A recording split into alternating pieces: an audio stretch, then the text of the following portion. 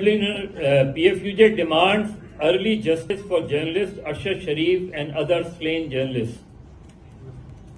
Federal Executive Council of Pakistan Federal Union of Journalists has termed the brutal murder of senior journalist and leading TV anchor ارشد Sharif in Nairobi, Kenya as a black spot on the face of the present government and on intelligence agencies, and it's a test case for the Supreme Court of Pakistan as well.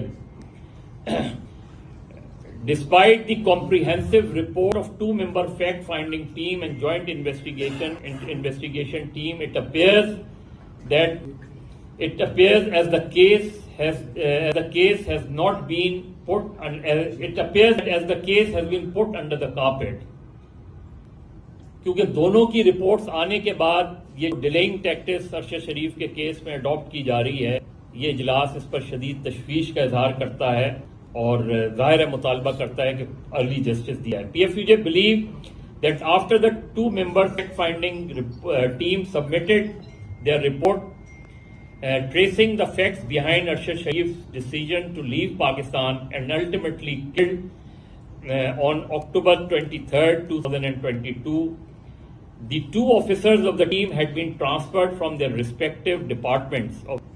of Intelligence Bureau and Federal Investigation Agency, which itself raised serious questions as their reports clearly raised fingers on premier intelligence agencies, rightly or wrongly.